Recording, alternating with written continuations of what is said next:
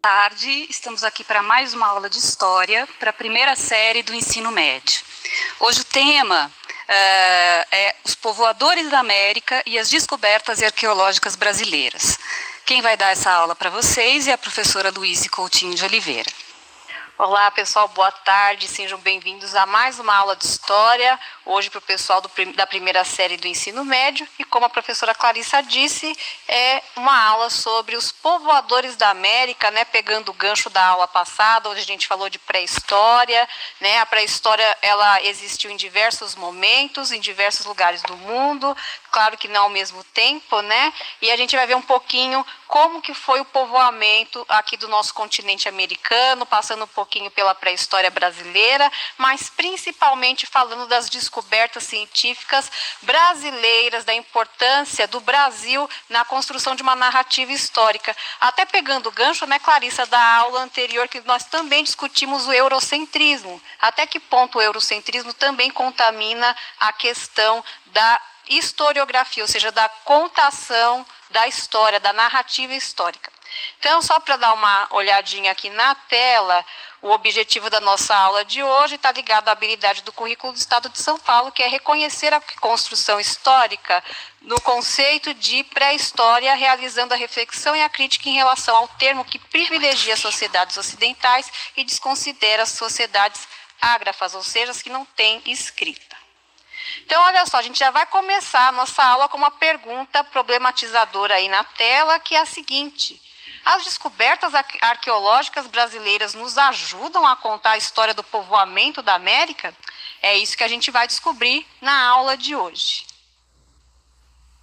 Então, está na tela aí a introdução dos temas que a gente vai estudar, e rapidamente, né, a gente vai ver as principais teorias de povoamento da América. Existem diversas, mas a gente vai trabalhar hoje com 4 delas.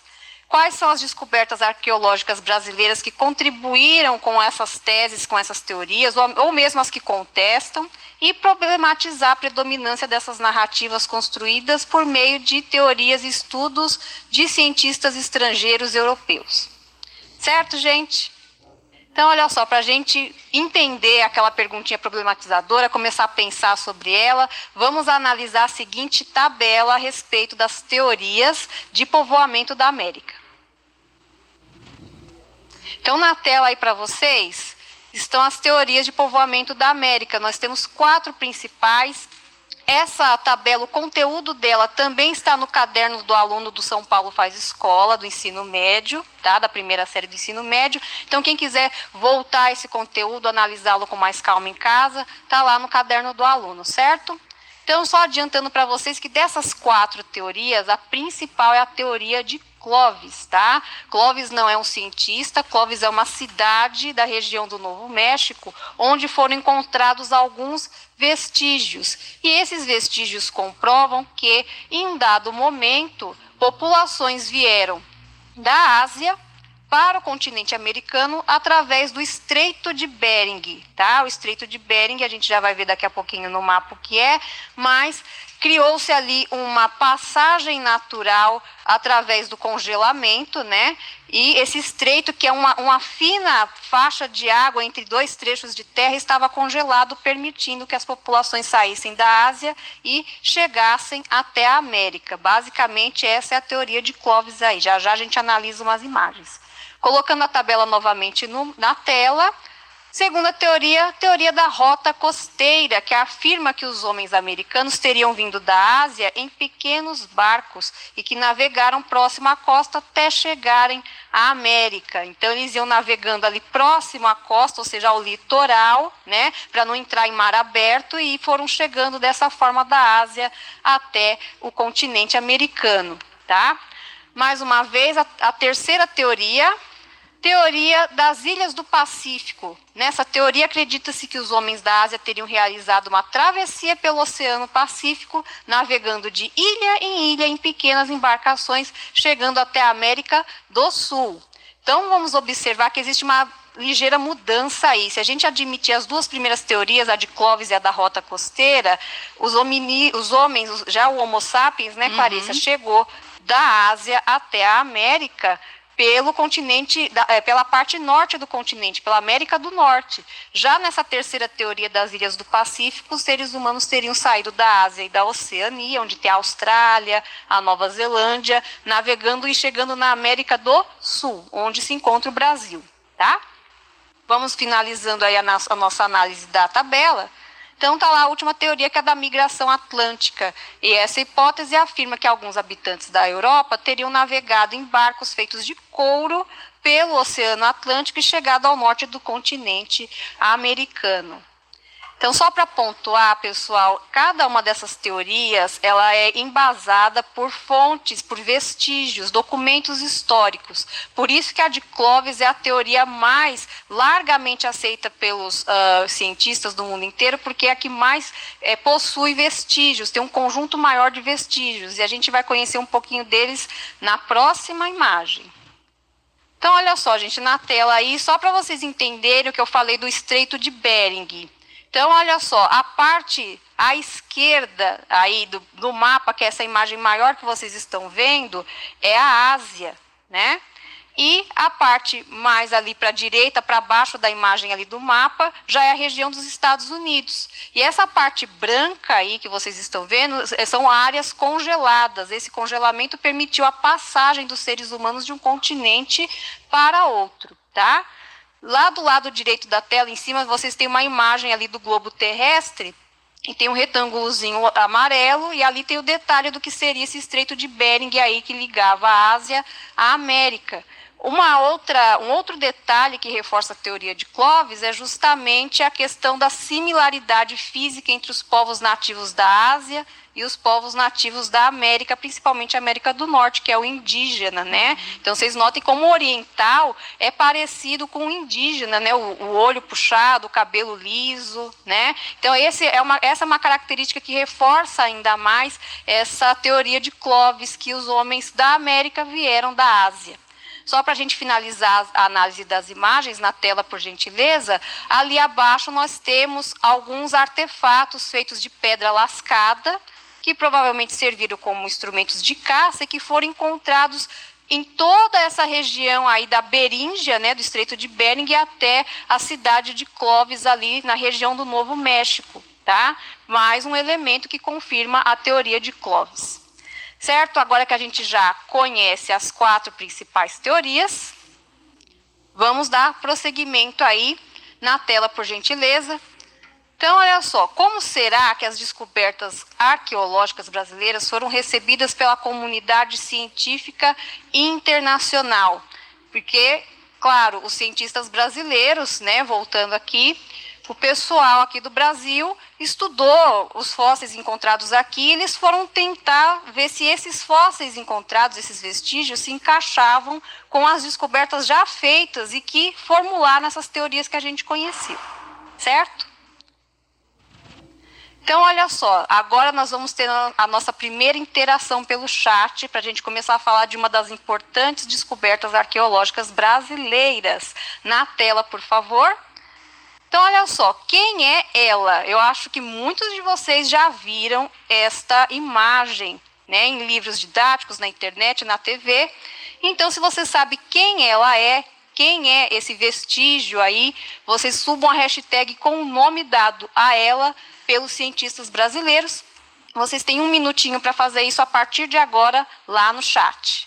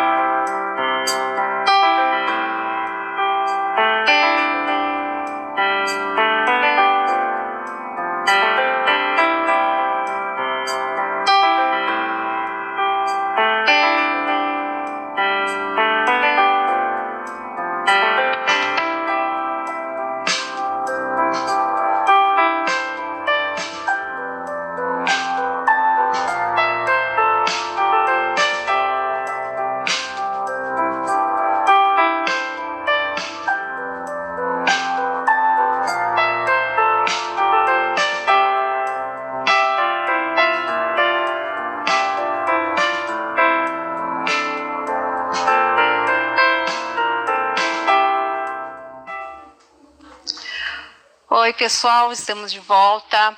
Então, aqui no chat, várias pessoas colocaram, né, Clarissa, que a resposta certa é Luzia, tá? Então, o Carlos disse que é Luzia, Pedro também disse Luzia, várias pessoas aí respondendo corretamente, né? Até mais para o final da aula a gente vai ver aí que este vestígio esteve aí na mídia recentemente, né?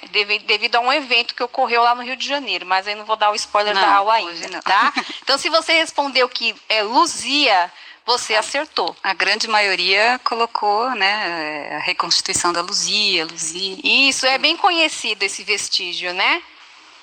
Então, olha só, informações aí na tela sobre o crânio de Luzia, tá? Então, é um fóssil encontrado no sítio arqueológico da Lapa Vermelha, que fica em Pedro Leopoldo, na região ali de Lagoa Santa, em Minas Gerais. E esse fóssil, esse crânio, na verdade foi encontrado o crânio, um pedaço do quadril, foi encontrado em 1975 por uma arqueóloga francesa chamada Annette Lamin-Emperer. Será que é assim que se pronuncia esse nome?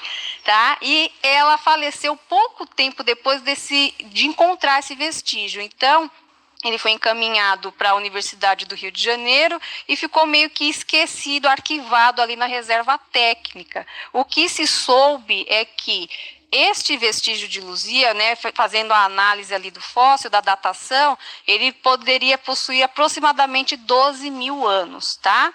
Mas aí ele ficou lá arquivadinho na reserva técnica do Museu Nacional do Rio de Janeiro, até que em 1995, um outro cientista brasileiro, Walter Neves, decide se debruçar sobre esses fósseis encontrados em 75 lá no sítio de Lagoa Santa. Então, na tela, por gentileza.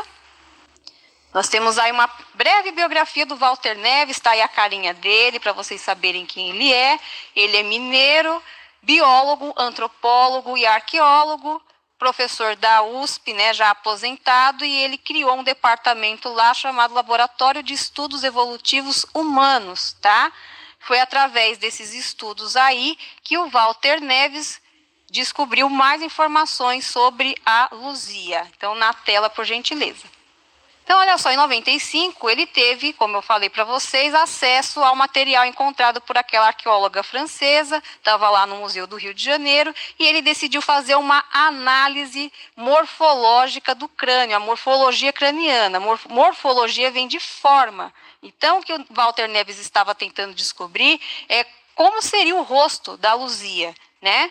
E aí, fazendo esses estudos de análise morfológica, da morfologia craniana, ele descobriu que se tratava dos restos mortais, ou seja, do crânio, de uma mulher jovem que possuía traços australoides, isto é, similares aos dos nativos da Oceania, os aborígenes, né? E a datação do crânio apontava entre 11.000 e 11.500 anos, ou seja, bem próximo ali dos estudos da arqueóloga francesa, tá?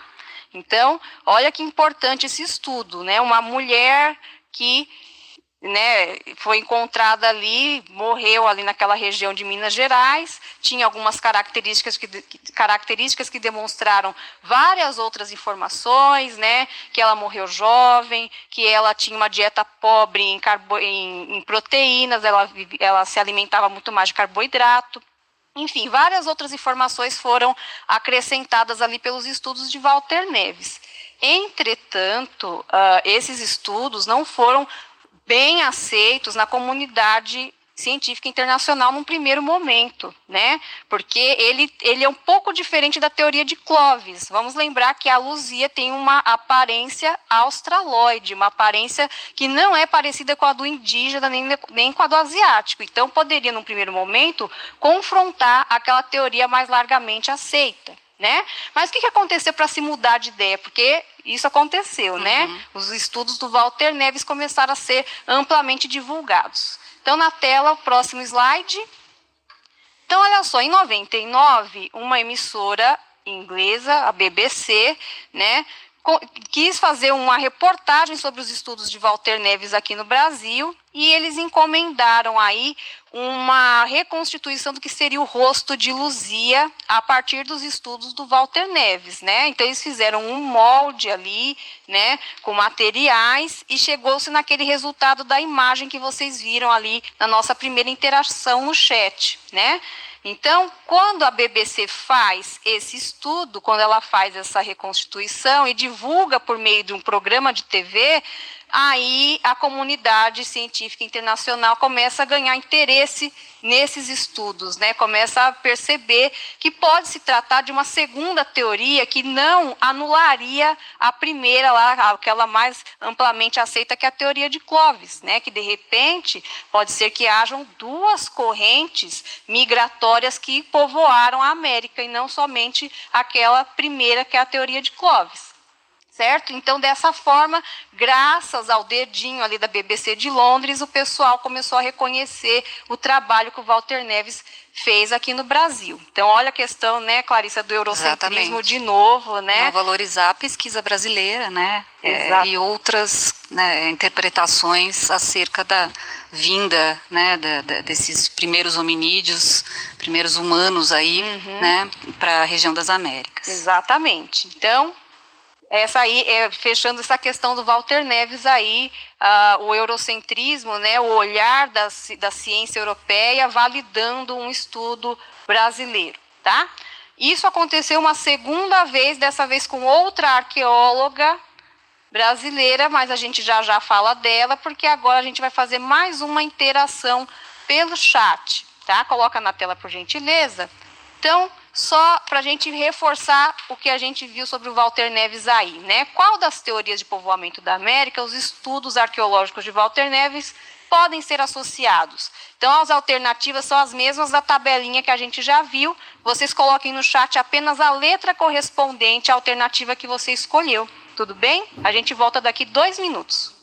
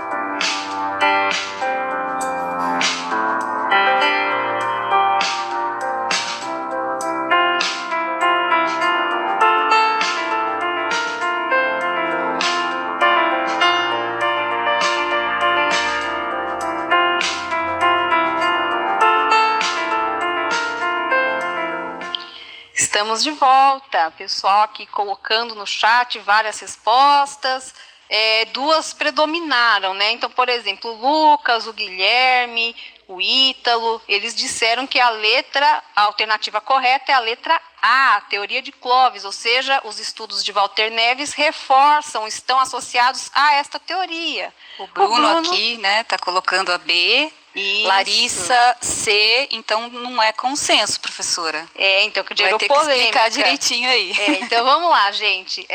O que o Walter Neves concluiu com o estudo da morfologia do crânio de Luzia é que ela tinha traços australoides. Lembram disso? Australoides lembra Austrália. A Austrália fica na Oceania. Então, o que o Walter Neves reforça aí com a sua pesquisa é que alguns seres humanos que povoaram a América não vieram pelo Estreito de Bering, lá em cima, como diz a teoria de Clovis, e sim que eles podem ter vindo da Ásia e principalmente da Oceania, navegando pelas ilhas do Pacífico até chegar na América do Sul. Ou seja, a resposta correta é a alternativa C, tá?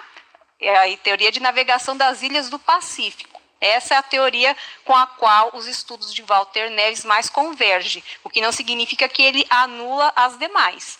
Certo, gente? Então agora a gente vai conhecer outra arqueóloga brasileira aí com outros estudos sobre o povoamento da América. Então na tela aí para vocês, nós temos uma mini biografia da Niede Guidon, que é paulista, né?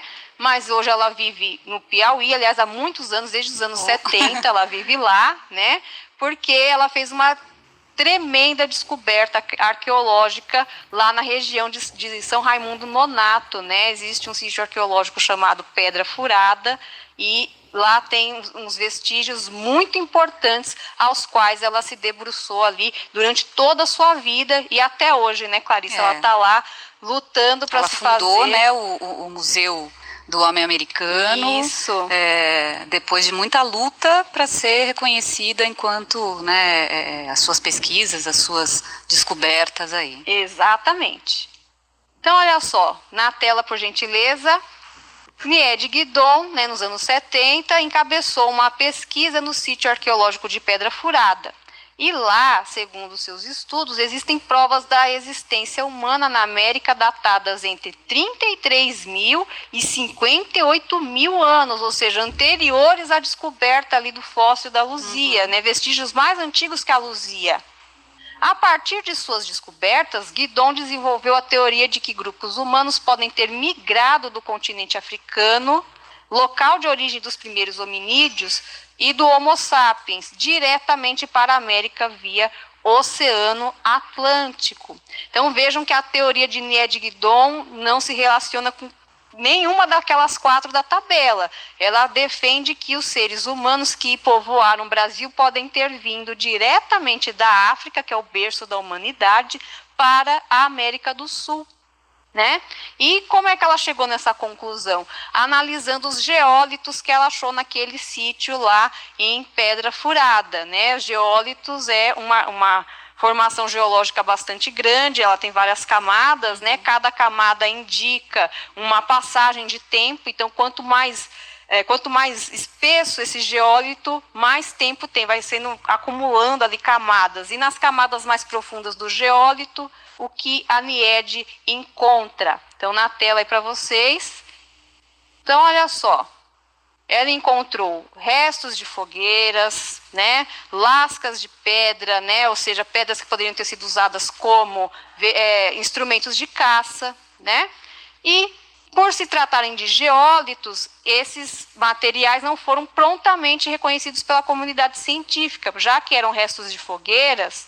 Será que foram fogueiras feitas por pessoas ou será que foram incêndios naturais, né? Esse era o questionamento que algumas pessoas da comunidade científica no Brasil e no mundo começaram a fazer.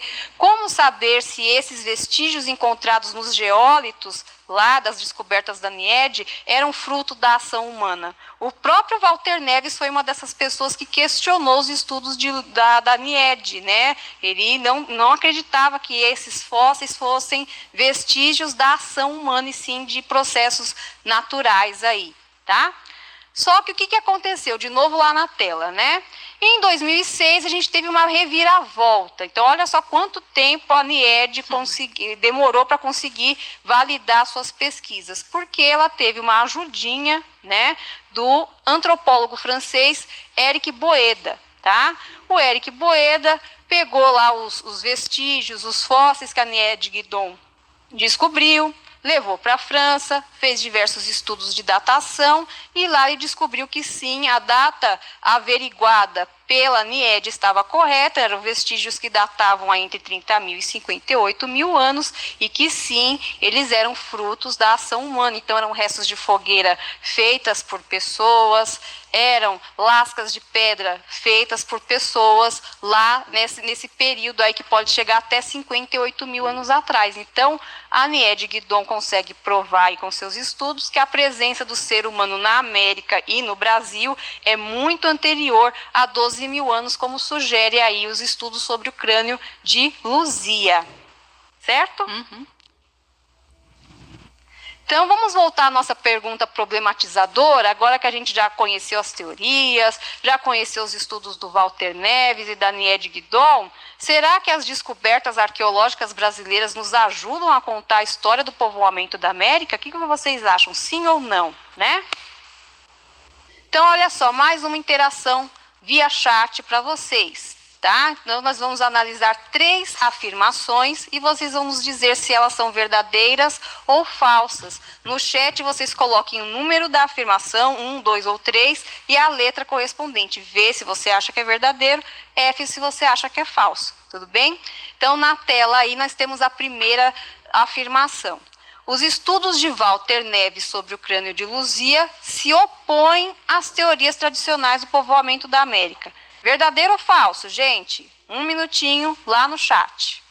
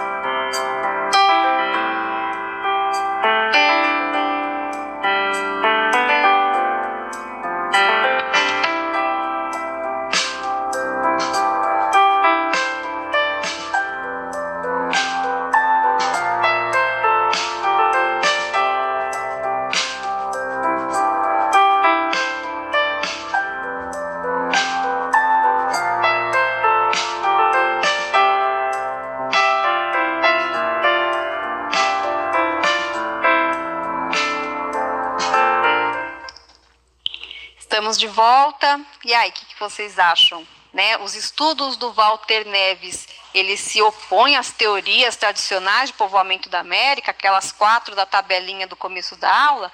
Verdadeiro ou falso? Então, nós temos várias respostas aqui, né, Clarissa? A Luísa, Juliana, Eduardo, Alexandre estão dizendo que é verdadeiro, mas não é consenso aqui, né? Tem uma galerinha também, Luana, Nicole, que estão afirmando que é falsa essa afirmação. E aí, professora?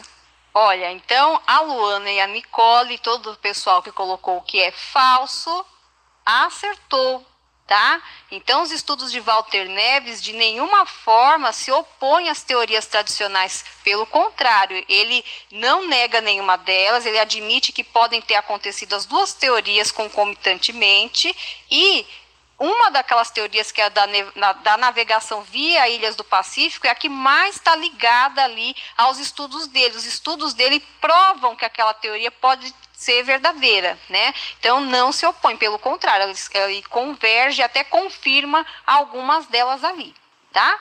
Vamos para a nossa próxima afirmação na tela, por favor. Então, olha só, indique, né, o número da questão e o V ou F, se você achar se é verdadeiro ou falso. Então, a segunda afirmação diz o seguinte: os estudos de Nied Guidon contribuem para ampliar as investigações sobre a origem do homem americano.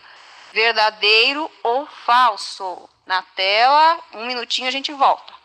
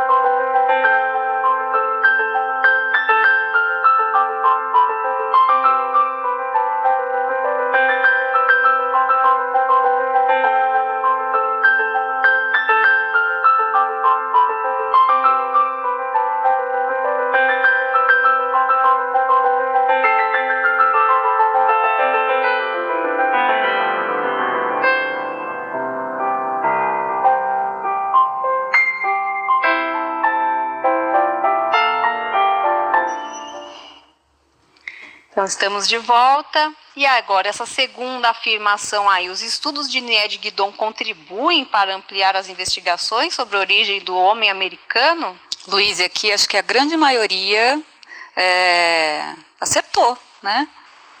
Então, se você colocou que a letra V de verdadeiro, Isso.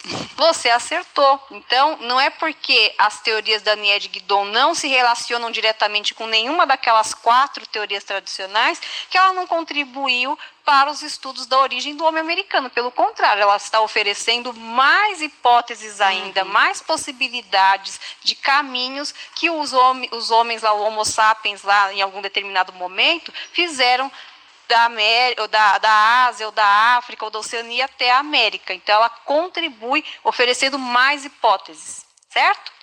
Então, vamos para a nossa última perguntinha de verdadeiro ou falso. Na tela. Então, olha só. A frase 3 diz: tanto os estudos de Nied Guidon quanto os de Walter Neves receberam contribuições de pesquisadores e instituições europeias. Verdadeiro ou falso? Daqui um minutinho a gente volta.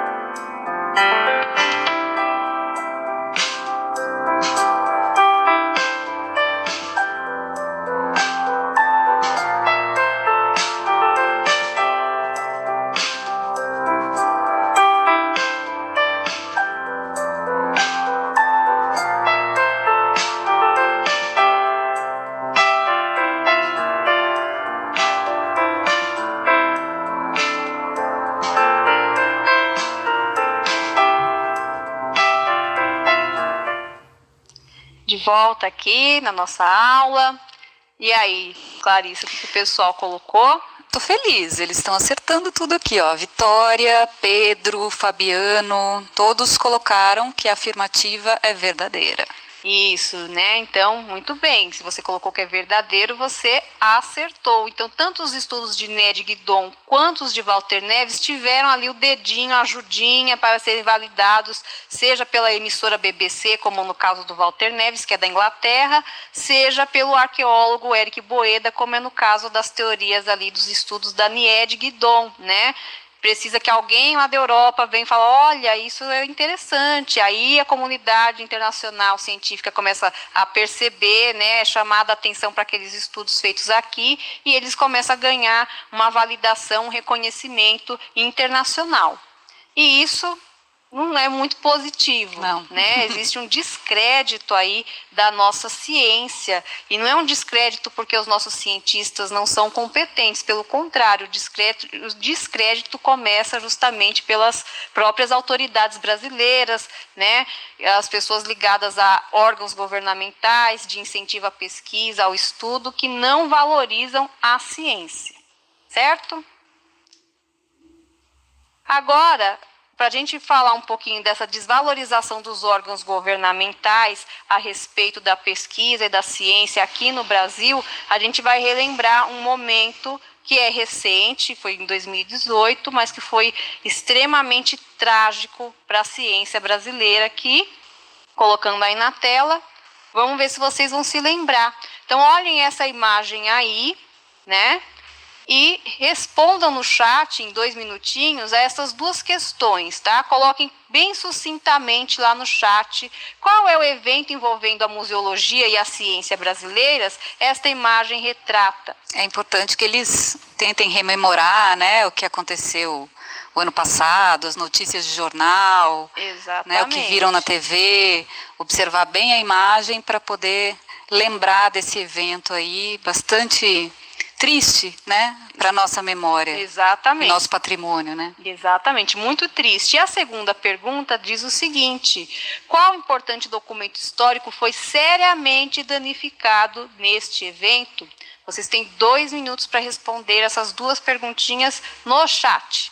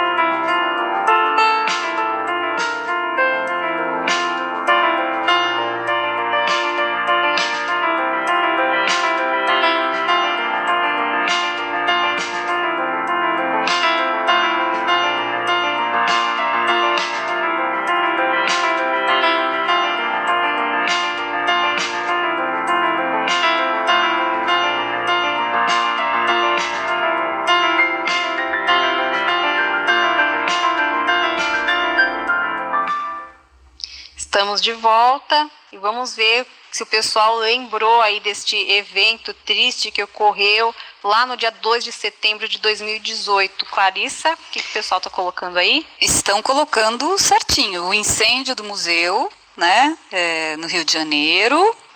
Falou a Renata, Mariana, Keila, Marcos. E para a questão 2, né, qual o importante documento histórico foi seriamente danificado, eles estão falando do fóssil de Luzia.